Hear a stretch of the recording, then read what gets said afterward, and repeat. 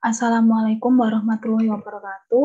Halo teman-teman semua, di video kali ini kita akan membahas materi AKSK untuk pertemuan kelima, yaitu materi risiko dan strategi audit. Nah, topik yang akan dibahas itu ada risiko audit, hubungan antara risiko dan strategi audit. Nah, beberapa tingkat atau ketidakpastian yang menanggapi risiko audit ini perlu dilakukan penilaian risiko sehingga akan mencapai audit yang berkualitas tinggi. Berdasarkan standar auditing nomor 200, risiko audit itu didefinisikan sebagai risiko bahwa auditor akan memberikan opini audit yang tidak tepat ketika laporan keuangan dihadapi oleh si auditor ini, yaitu kesalahan dalam memberikan opini atas laporan keuangannya. Jadi, auditor itu salah dalam memberikan opininya. Misalnya, laporan keuangan terdapat kesalahan saji material, namun oleh auditor itu diberikan opini tanpa modifikasi atau WTP. Atau juga ada laporan keuangan yang tidak mengandung kesalahan saji material, tapi si auditor ini memberikan opininya dengan modifikasian.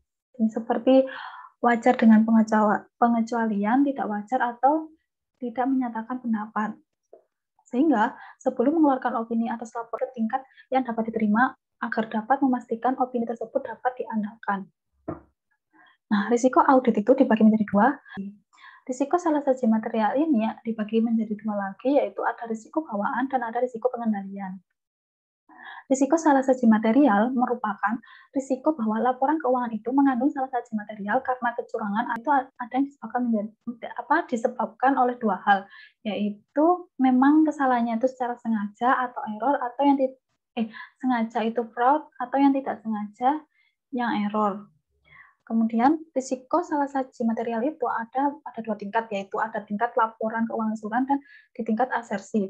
Maksud dari tingkat laporan keuangan keseluruhan ini itu mengacu pada risiko yang terkait dengan laporan keuangan secara keseluruhan dan berpotensi mempengaruhi sejumlah transaksi dan akun yang berbeda. Maksudnya salah saji material ini akan sifat asersinya itu untuk golongan asersi transaksi, untuk asersi saldo akun, dan asersi pada pengungkapan. Nah, bagaimana cara melakukan penilaian risiko? Prosedur yang pertama yaitu permintaan keterangan dari manajemen dan pihak lain dalam entitas. Maksudnya itu, si auditor perlu memahami industri dan bisnis yang dilakukan oleh si perusahaannya. Kemudian yang kedua, prosedur yang kedua yaitu prosedur analitis. Maksudnya itu ada auditor perlu melakukan teknik perbandingan antara data keuangan dengan non keuangan, atau data keuangan dengan data keuangan, dan data keuangan non keuangan dengan non keuangan. Kemudian yang ketiga, prosedur yang ketiga itu pengamatan dan pemeriksaan. Maksud pengamatan ini merupakan observasi. Jadi si auditor melihat secara langsung, mengamati dari proses transaksinya. Dan ada pemeriksaan atau inspeksi pada review terhadap dokumen-dokumen yang akan diaudit. Kemudian ada diskusi di antara anggota tim perikatan. Nah, kesalahan-kesalahan yang ditemukan pada audit itu akan dikumpulkan dan dibahas di diskusinya anggota timnya. Jadi, diskusi ini diperlukan agar kesalahan-kesalahan itu diambil kesimpulan untuk memberikan opini yang cocok itu seperti apa. Tetapi jika di dalam diskusi ini tidak menemukan suatu mufakat, maka akan dilimpahkan atau diambil alih oleh si partnernya yang mengambil kesimpulannya. Kemudian yang terakhir ada prosedur penilaian risiko lainnya. Nah, mengapa sih risiko itu perlu dinilai? Pelaksanaan prosedur penilaian risiko ini dirancang untuk membantu audit untuk tujuan menilai risiko salah satu material ketika merencanakan audit.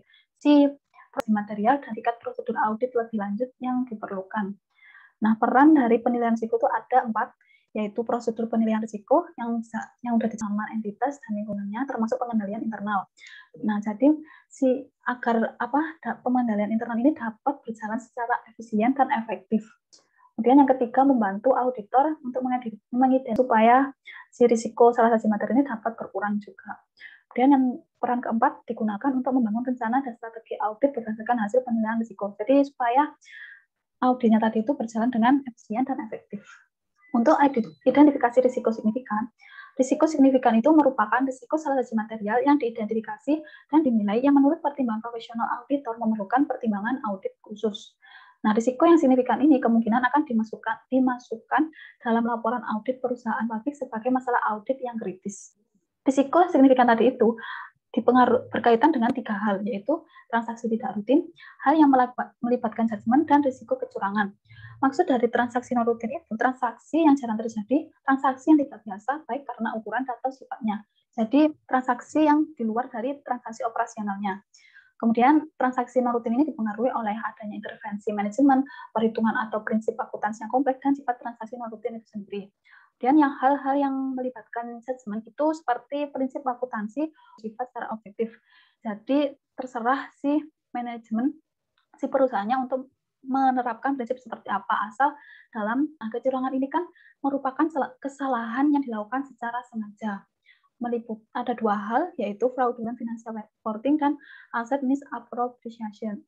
Nah, fraudulent financial reporting ini merupakan rekayasa terhadap laporan keuangan. Rekayasa ini itu direkayasa oleh si manajemennya. Nah, untuk yang penyalahgunaan aset, yang aset misappropriation ini itu kan penyalahgunaan aset. Nah, itu dilakukan oleh si karyawan. Jadi yang fraudulent ini dilakukan oleh si manajemen, dan aset misappropriation ini dilakukan oleh si karyawan. Kecurangan ini dipengaruhi oleh 3 hal, yaitu adanya kesempatan, adanya tekanan keuangan, dan adanya rasionalisasi. Kemudian ada model risiko audit. Model risiko audit ini membantu auditor agar dapat memutuskan berapa banyak dan jenis bukti audit yang harus dikumpulkan untuk setiap tujuan audit yang relevan. Penilaian model risiko audit itu mungkin bersifat kuantitatif dan ada non-kuantitatif, atau non-kuantitatif itu adalah kualitatif. Sebagian besar perusahaan lebih memilih penilaian risiko non-kuantitatif atau kualitatif. Kenapa? Karena untuk mengukur risiko di perusahaan itu sangat sulit. Jadi, keakuratannya itu sangat sulit, sehingga si auditor memilih menggunakan yang kualitatif. Jadi risikonya itu dinilai dengan hasil rendah, atau risiko sedang, atau dengan risiko tinggi. Nah, untuk memahami model risiko ini, yang pertama kita perlu memahami industri dan bisnisnya, bisnis dari klien. Jadi kita melihat dari industri dan eksternal, lingkungan eksternal, operasi dan proses bisnis, manajemen dan tata kelolanya, tujuan dan strategi klien, serta pengukuran dan kinerja. Nah, setelah memahami bisnis dan industri dari klien, kita akan menilai risiko dari bisnis itu sendiri. Setelah menilai risiko dari bisnis, kita akan menilai risiko dari salah saji materialnya. Nah, salah saji materialnya itu dibagi menjadi 2 tadi, yaitu risiko inherent atau bawaan, dan risiko control risk atau risiko pengendalian. Nah, ini modelnya yaitu PDR sama dengan AAR per IR kali CR.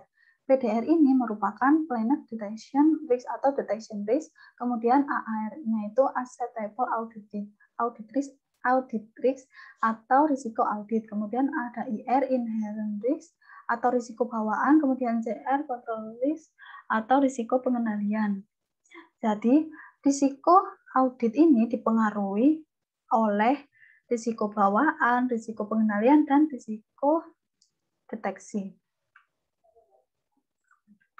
Nah, untuk agar auditor mengurangi risiko audit ketika yang dapat diterima dengan melaksanakan prosedur audit sampai terdapat bukti yang cukup dan tepat untuk setiap asersi dari setiap kelompok transaksi atau saldo akun yang signifikan, untuk memberikan keyakinan memadai bahwa laporan keuangan tidak salah saji secara material. Jadi audit yang cukup dan tepat sesuai dengan asersi yang diuji, apa yang diaudit, sehingga akan dapat memperoleh laporan keuangan itu tidak salah saji secara material. Model risiko audit ini akan memfokuskan pada upaya audit pada golongan transaksi atau saldo dan asersi tertentu yang kemungkinan mengandung salah saji material. Jadi si model risiko ini itu akan difokuskan pada golongan transaksi salahnya mengandung salah saji material. Nah, komponen risiko audit tadi kan sudah disebutkan pada model risiko audit, yaitu PDL sama dengan AAR per IR kali CR. Nah, risiko inherent itu apa? Risiko inherent itu merupakan kerentanan suatu asersi terhadap salah saji material dengan karakteristik inherent dan lingkungan, tetapi tanpa memperhatikan prosedur pengendalian yang diterapkan. Maksudnya, risiko bawaan itu secara alami melekat pada suatu transaksi atau akun tertentu. Jadi sudah alami sudah secara alami melekat pada transaksi itu. Jadi tanpa pengendalian internal diterapkan, dia udah ada risiko inherent, ada risiko bawaannya. Kemudian risiko pengendalian atau CR, risiko bahwa salah satu material mungkin tidak dapat dicegah atau dideteksi oleh prosedur pengendalian internal. Nah, maksudnya itu risiko di mana pengendalian tidak mampu mengantisipasi risiko inherent tadi. Jadi kan tadi udah risiko inherent secara alamiah, terus kan ada pengertian jika kemudian tidak dapat dicegah, maka timbullah risiko pengendalian.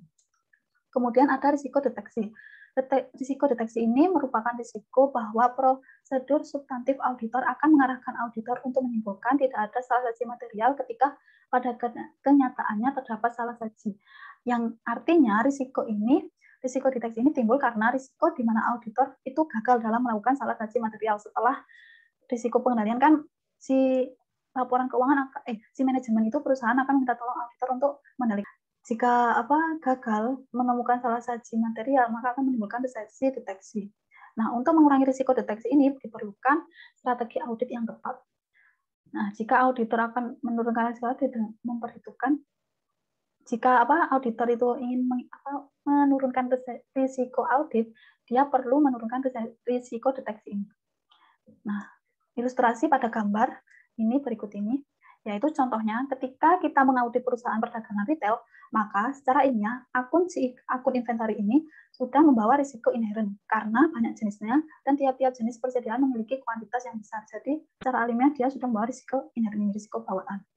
Ibaratnya itu seperti air keran yang mengalir. Ketika keran dibuka, maka secara alamiah air ini kan akan mengalir. Nah, air mengalir ini kemudian ditampung dan saring. Nah, saringannya ini lah yang dinamakan dengan pengendalian internal.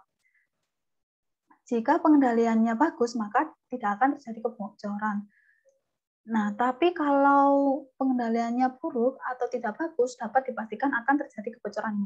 Nah, kebocoran ini yang dinamakan dengan risiko pengendalian. Nah, jika masih tidak terdeteksi oleh auditor, maka menjadi risiko deteksi yang menyebabkan meningkatnya risiko audit. Jadi, jika risiko gagal untuk mendeteksi salah saji, maka akan meningkatkan risiko auditnya. Nah, kesimpulannya itu, risiko audit dipengaruhi oleh risiko inherent, risiko pengendalian, dan risiko deteksi.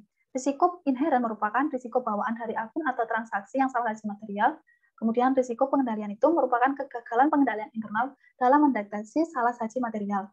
Nah, untuk risiko deteksi itu merupakan gagalnya auditor dalam menemukan salah saji meskipun sudah diterapkan prosedur audit yang tepat. Karena banyaknya risiko itu tadi, maka auditor itu harus memutuskan risiko audit yang sesuai dan dapat diterima untuk suatu audit. Nah, yang pertama, auditor pertama-tama memutuskan risiko modifikasi risiko audit yang dapat diterima. Risiko perikatan merupakan risiko bahwa auditor atau KAP akan menderita kerugian setelah audit selesai, meskipun laporan auditnya benar. Jadi maksudnya itu kan setelah memeriksa risiko inherent dan risiko kontrol, ada risiko deteksi. Nah, risiko deteksi ini akan mempengaruhi risiko perikatannya. Contohnya itu dalam mengaudit kita lihat dulu risiko itu tadi bawaan dan risiko pengendalian. Mau diturunkan sampai level berapa, kemudian akan diperhitungkan biaya auditnya. Nah, faktor yang mempengaruhi risiko perikatan itu ada 3, yaitu dilihat sejauh mana penggunaan eksternalnya. Pengguna eksternalnya itu mengandalkan pernyataan. Kemudian yang kedua, kemungkinan klien akan mengalami kesulitan keuangan setelah laporan audit diterbitkan. Kemudian faktor ketiga yaitu evaluasi auditor atas integritas manajemen. Ini metode yang digunakan untuk menilai risiko audit tadi.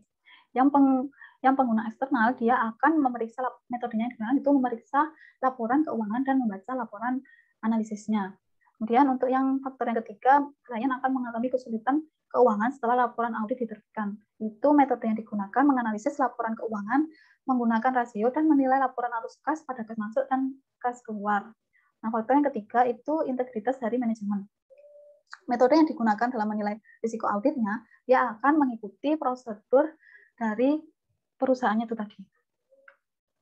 Nah, masuk untuk menilai risiko bawaan, kan sudah dibilang tadi, inherent risk itu risiko bawaan yang secara alamiah ada pada akun atau transaksi di laporan keuangan. Untuk itu, risiko bawaan itu perlu dinilai agar auditor dapat memprediksi di mana salah saji paling mungkin dan paling kecil kemungkinannya dalam segmen laporan keuangan. Penilaian risiko itu tadi akan mempengaruhi jumlah bukti yang perlu dikumpulkan. Jika risikonya banyak, mungkin jumlah bukti harus dikumpulkannya itu juga banyak. bukti itu tadi dikumpulkan oleh si auditor, penugasan staf, dan penelaahan dokumentasi audit. Nah, penilaian itu tadi auditor akan menilai dari selama fase perencanaan dan memperbarui penilaian selama audit. Nah, faktor utama yang dijadikan pertimbangan oleh auditor dalam menilai risiko bawaan itu ada beberapa hal, yaitu yang pertama sifat bisnis. Sifat bisnis itu misalnya kalau perusahaannya penjualan, maka risiko inherentnya itu berada di inventory. Kemudian untuk hasil audit sebelumnya, itu apabila sebagai auditor di tahun sebelumnya, biar bisa menemukan risiko inherent yang tepat. Kemudian untuk perikatan yang berulang, itu perikatan baru atau berulang. Maksudnya itu yang perikatan baru, kan kalau perikatan baru saja mengaudit si perusahaan. Jadi untuk menilai risiko bawaan itu perlu waktu lama. Sedangkan kalau yang berulang, kan tahun kemarin udah pernah mengaudit si laporan si perusahaan itu. Jadi risiko inherentnya itu yang di perikatan berulang sudah ditemukan. Untuk pihak yang berealisasi, terus transaksi kompleks atau tidak biasa atau namanya transaksi tidak rutin atau transaksi yang terjadi di luar kegiatan operasional perusahaan. Jadi ini perlu dilihat juga, dianalisis dan dilihat. Kemudian kebutuhan judgement dalam mengakui suatu transaksi dan populasi, semakin banyak transaksi, risiko faktor yang mempengaruhi kecurangan atas laporan keuangan, dan yang terakhir yaitu faktor yang mempengaruhi salah penilaian aset. Nah, untuk risiko pengendalian atau kontrol risk akan dibahas di chapter kedua. Terima kasih.